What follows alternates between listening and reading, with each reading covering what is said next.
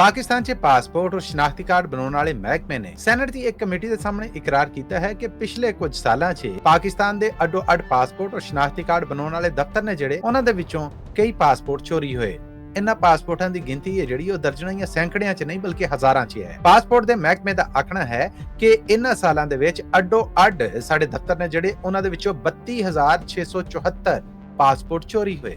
ਜਿਹਦੇ ਤੇ ਜਦੋਂ ਕਮੇਟੀ ਨੇ ਚਿੰਤਾ ਜ਼ਾਹਰ ਕੀਤੀ ਤੇ ਉਹਨਾਂ ਆਖਿਆ ਕਿ ਬਹੁਤ ਸਾਰੇ ਅਫਗਾਨ ਸ਼ਹਿਰੀ ਜਾਲੀ ਤਰੀਕੇ ਦੇ ਨਾਲ ਇਹ ਪਾਸਪੋਰਟ ਬਣਵਾ ਕੇ ਪਾਕਿਸਤਾਨ ਤੋਂ ਗਲਫ ਔਰ ਸਾਊਦੀ ਅਰਬ ਗਏ, ਪਰ ਉੱਥੇ ਇਹਨਾਂ ਨੂੰ ਗ੍ਰਿਫਤਾਰ ਕਰਕੇ ਵਾਪਸ ਪਾਕਿਸਤਾਨ ਲਿਆਂਦਾ ਗਿਆ। ਇੱਕ ਸਕੈਂਡਲ ਜਿਹੜਾ ਪਿਛਲੇ ਦਿਨ ਆਇਆ ਸੀਗਾ ਜਿਹਦੇ 'ਚ 15,000 ਜਾਲੀ ਪਾਸਪੋਰਟਾਂ ਦੀ ਬਾਬਤ ਖਬਰ ਸਾਹਮਣੇ ਆਈ ਸੀਗੀ, ਉਦੋਂ ਤੋਂ ਇਹ ਕਾਰਵਾਈ ਹੈ ਜਿਹੜੀ ਚੱਲ ਰਹੀ ਸੀਗੀ। ਪਹਿਲੀ ਵਾਰ ਇਸ ਕਮੇਟੀ ਨੂੰ ਦੱਸਿਆ ਗਿਆ ਹੈ ਕਿ ਪਾਕਿਸਤਾਨੀ ਐਮਬੈਸੀ ਜਿਹੜੀ ਭਾਰਤ 'ਚ ਨਵੀਂ ਦਿੱਲੀ 'ਚ ਕੰਮ ਕਰ ਰਹੀ ਹੈ, ਉੱਥੇ $54,000 ਦੀ ਇੱਕ ਐਸੀ ਪਾਸਪੋਰਟ ਬਣਾਉਣ ਵਾਲੀ ਮਸ਼ੀਨ ਲਾਈ ਗਈ ਜਿਹਨੂੰ ਰੀਡੇਬਲ ਪਾਸਪੋਰਟ ਮਸ਼ੀਨ ਜਿਹੜਾ ਉਹ ਕਿਹਾ ਜਾਂਦਾ, ਪਰ ਉਹਦੇ ਤੇ ਇੱਕ ਵੀ ਪਾਸਪੋਰਟ ਨਹੀਂ ਬਣ ਸਕਿਆ। ਇਸ ਕਰਕੇ ਉਸ ਮਸ਼ੀਨ ਨੂੰ ਹੁਣ ਪਾਕਿਸਤਾਨ ਵਾਪਸ ਲਿਆਂਦਾ ਜਾ ਰਿਹਾ ਹੈ। ਜਦੋਂ ਕਮੇਟੀ ਵੱਲੋਂ ਪੁੱਛਿਆ ਗਿਆ ਕਿ ਇਹਦੀ ਵਜ੍ਹਾ ਕੀ ਹੈ ਤੇ ਆਖਿਆ ਗਿਆ ਕਿ ਦਿੱਲੀ 'ਚ ਪਾਕਿਸਤਾਨੀ ਐਮਬੈਸੀ ਅੰਦਰ ਨਾ ਤੇ ਇੰਟਰਨੈਟ ਪ੍ਰੋਪਰ ਚੱਲਦਾ ਹੈ ਨਾ ਵਾਈਫਾਈ, ਔਰ ਉਦਾਂ ਵੀ ਉੱਥੇ ਇੱਕ ਹੀ ਪਾਸਪੋਰਟ ਬਣ ਸਕਿਆ, ਔਰ ਇਸ ਕੰਮ ਵਾਸਤੇ ਏਡੀ ਵੱਡੀ ਇਨਵੈਸਟਮੈਂਟ ਕਰਕੇ ਮਸ਼ੀਨ ਉੱਥੇ ਨਹੀਂ ਰੱਖੀ ਜਾ ਸਕਦੀ, ਤਾਂ ਕਰਕੇ ਇਹਨੂੰ ਵਾਪਸ ਲਿਆ ਰਹੇ ਹਨ। ਪਰ ਆਉਣ ਵਾਲੇ ਵੇਲੇ ਦੇ ਵਿੱਚ ਪਾਸਪੋਰਟਾਂ ਦੀ ਚੋਰੀ ਹੈ ਜਿਹੜੀ ਇਹ ਰੋਕਣ ਵਾਸਤੇ ਪੂਰਾ ਇੱਕ ਟ੍ਰਾਂਸਪੇਰੈਂਟ ਸਿਸਟਮ ਬਣਾ ਦਿੱਤਾ ਗਿਆ ਹੈ।